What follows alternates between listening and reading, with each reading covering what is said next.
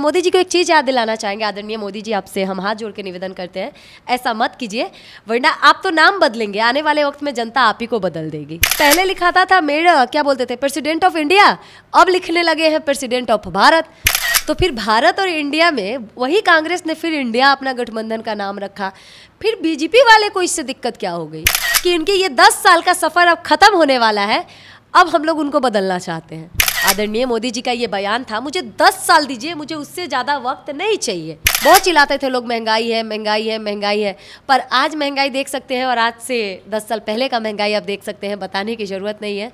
इसके बारे में किसी भी महिला से पूछिएगा ना, उस महिला की रूह कांप जाएगी, पर स्मृति ईरानी जी को फ़र्क तक नहीं पड़ा। मणिपुर में आप डांस करने जाती हैं, मस्ती करने जाती हैं, सब कुछ करने जाती हैं, और उसी मणिपुर में जब इतना बड़ा घटना हुआ तो आपने आवाज़ नहीं उठाया।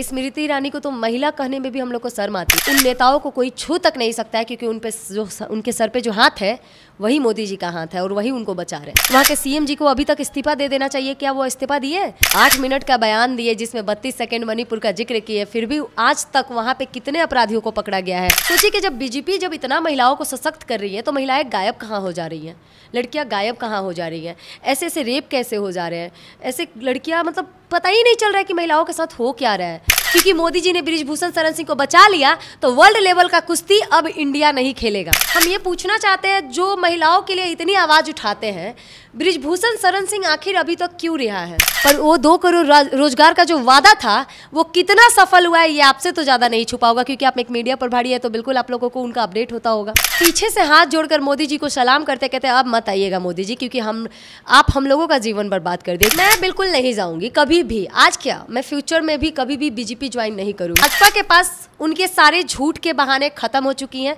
तो वो राहुल जी को पप्पू इसीलिए बोलते हैं ताकि अब अपने आप को वो प्रोटेक्ट कर पाए, पर अपने आप को तो उनको बचाने के लिए कुछ बचा नहीं। कांग्रेस लोगों के लिए भला कर रही है और इसमें हम लोग मिलकर भी एक कदम आगे बढ़ा सकते हैं। जिस तरीके से राहुल जी, जो एक इतने बड़े पद पे होने के बाद भी जिस तरीके से वो सड़कों पे चलते हैं, पैदल मार्च में बिल्कुल कितने हजार किलोमीटर पैदल चले होंगे, कोई इसका लिमिटेशन नहीं है। नमस्कार, आप देख रहे हैं देशवा न्यूज और मैं हूं अभी सदाकत आश्रम में, पटना के सदाकत आश्रम में, और मेरे साथ हैं अंजलि।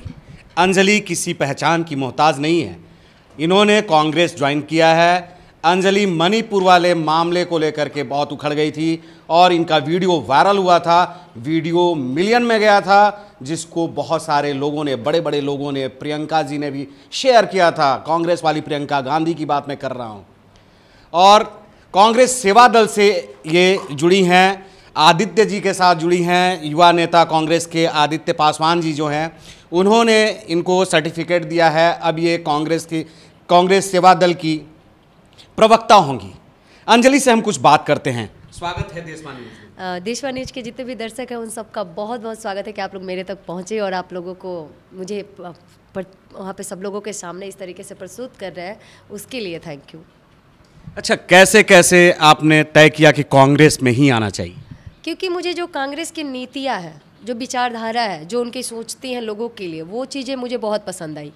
क्योंकि जिस तरीके से वो ज़मीन से जुड़ के वो लोग काम करते हैं, जिस तरीके से राहुल जी, जो एक इतने बड़े पद पे होने के बाद भी जिस तरीके से वो सड़कों पे चलते हैं, पैदल मार्च में बिल्कुल कितने हजार किलोमीटर पैदल चले होंगे, कोई इसका लिमिटेशन नहीं है।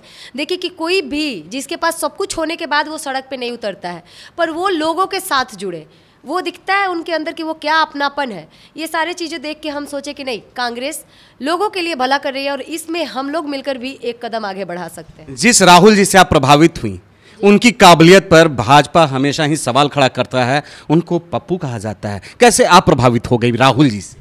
देखिए, समझ की बात होती है। जब हमारे पास किसी से जीतने के लिए कुछ नहीं होता है तो हम सामने वाले इंसान को कमज़ोर बताते हैं, पर वैसे ही अभी भाजपा के पास उनके सारे झूठ के बहाने ख़त्म हो चुकी हैं, तो वो राहुल जी को पप्पू इसीलिए बोलते हैं ताकि अब अपने आप को वो प्रोटेक्ट कर पाए, पर अपने आप को तो उनको बचाने के लिए कुछ बचा नहीं। क्योंकि वो जितना भी बोले थे वो सारी चीज़ हम लोग देख चुके हैं, कितना प्रतिशत सच हुआ है, सबसे किसी से छुपा नहीं है। उन्होंने जिस तरीके से झूठ बोलने का सिलसिला को शुरू किया, उसी में ये भी एक झूठ था। अफवाह फैलाया जाता है, तो राहुल जी जब अच्छा काम करने लगे तो उनके काम से बीजेपी वाले को तिलमिलाहट होने लगी कि अब हमारा क्या होगा। इसी बातों पे उन लोगों ने ऐसा वार किया, ये बात उनका झूठ है।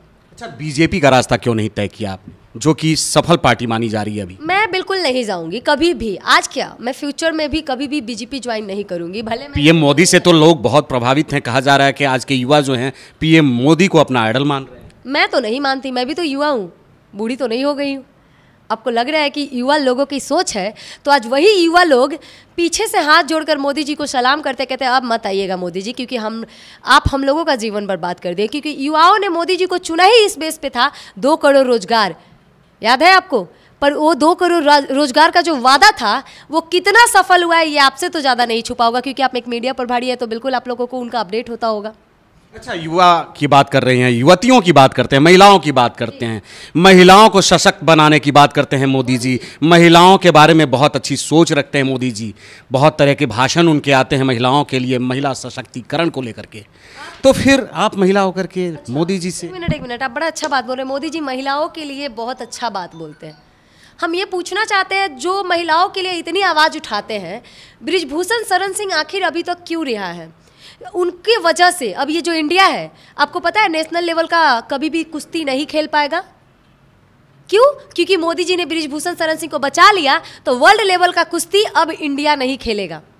ये बात आप पता करवा लीजिएगा, मैंने पढ़ा है। इंडिया को ध्वस्त बताया जा रहा है। ध्वस्त बताया जा रहा है। सिर्फ एक मोदी जी के इस रेपिस्टों को बचाने के लिए कहना नहीं चाहिए, पर बृजभूषण शरण सिंह को बचाने के लिए, मणिपुर की घटना में वहाँ के सीएम को बचाने के लिए, जो कहते हैं ये घटना छोटी मोटी घटना है, उन सब की घटनाओं को देखते हुए मोदी जी पे अब हम लोग भरोसा नहीं कर सकते। और महिलाओं की सुरक्षा बीजेपी वालों के रेती में तो नहीं है।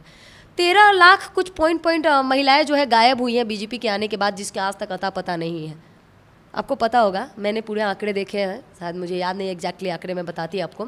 सोचिए कि जब बीजेपी जब इतना महिलाओं को सशक्त कर रही है, तो महिलाएं गायब कहाँ हो जा रही हैं, लड़कियां गायब कहाँ हो जा रही हैं, ऐसे ऐसे रेप कैसे हो जा रहे हैं, ऐसे लड़कियां, मतलब पता ही नहीं चल रहा है कि महिलाओं के साथ हो क्या रहा है। उस पर भी प्रधानमंत्री जी का उस पर कुछ बोलते नहीं है खुल के। प्रधानमंत्री जी बराबरी का दर्जा की बात करते हैं। हुआ ना, 8 मिनट का बयान दिए जिसमें 32 सेकेंड मणिपुर का जिक्र किए, फिर भी आज तक वहाँ पे कितने अपराधियों को पकड़ा गया है आपको तो पता है। आप एक मीडिया प्रभारी हैं तो आपको पता है ना कि वहाँ पे कितने लोगों को अरेस्ट किया गया है। आपको बताइए कितने वहाँ पे अरेस्ट हुए हैं। वहाँ के सीएम जी को अभी तक इस्तीफा दे देना चाहिए, क्या वो इस्तीफा दिए? जबकि वो बीजेपी के ही हैं, उनको इस्तीफा नहीं दिया जाएगा, क्योंकि उनको बचाने वाले मोदी जी, वो स्मृति ईरानी जी हैं। और मोदी जी के रहते हुए यकीन मानिए उन नेताओं को कोई छू तक नहीं सकता है, क्योंकि उन पे जो उनके सर पे जो हाथ है वही मोदी जी का हाथ है और वही उनको बचा रहे हैं। आप महिला हैं, स्मृति ईरानी भी महिला हैं, प्रियंका गांधी भी महिला हैं। आप किनके बारे में क्या कहना चाहें? पहला, स्मृति ईरानी को तो महिला कहने में भी हम लोग को शर्म आती है। क्यों भाई? क्योंकि वो महिला विकास क्या बोलते हैं मंत्री हैं, पर महिलाओं के लिए जिस तरीके से उन्होंने आवाज़ ही नहीं उठाई, वो बहुत गलत बात है। मणिपुर में आप डांस करने जाती हैं, मस्ती करने जाती हैं, सब कुछ करने जाती हैं, और उसी मणिपुर में जब इतना बड़ा घटना हुआ तो आपने आवाज़ नहीं उठाया कि गलत नहीं है।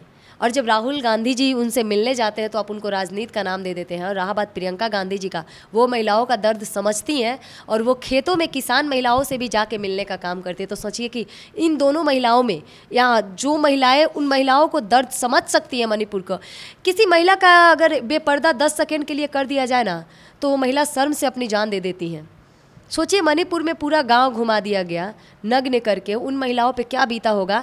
इसके बारे में किसी भी महिला से पूछिएगा ना, उस महिला की रूह कांप जाएगी। पर स्मृति ईरानी जी को फर्क तक नहीं पड़ा।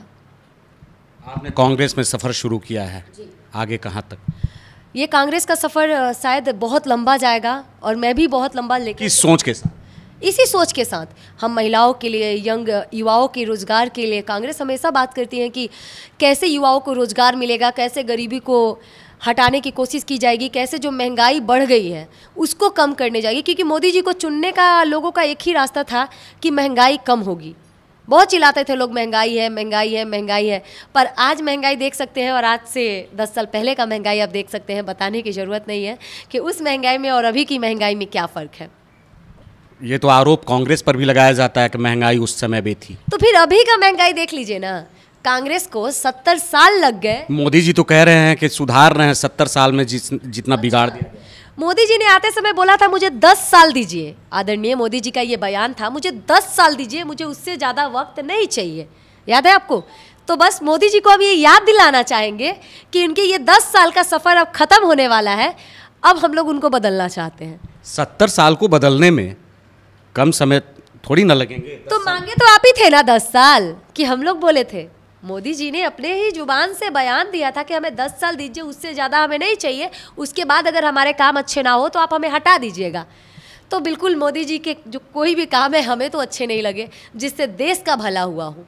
अच्छा, इंडिया वालों को भारत से क्या परहेज है भाई? हमें तो यही बात समझ नहीं आ रहा है। कांग्रेस ने भारत जोड़ो यात्रा की तो फिर भारत और इंडिया में वही कांग्रेस ने फिर इंडिया अपना गठबंधन का नाम रखा। फिर बीजेपी वाले को इससे दिक्कत क्या हो गई? कांग्रेस तो दोनों ही नाम को अपना रहा है, भारत को भी और इंडिया को भी। पर आप इंडिया और भारत को ही अलग करना चाहते हैं। मोदी जी पूरा का पूरा नाम ही बदलना चाहते हैं। पहले लिखाता था क्या बोलते थे, प्रेसिडेंट ऑफ इंडिया, अब लिखने लगे हैं प्रेसिडेंट ऑफ भारत। तो सोचिए ना कि सब कुछ बदलना चाहते हैं मोदी जी।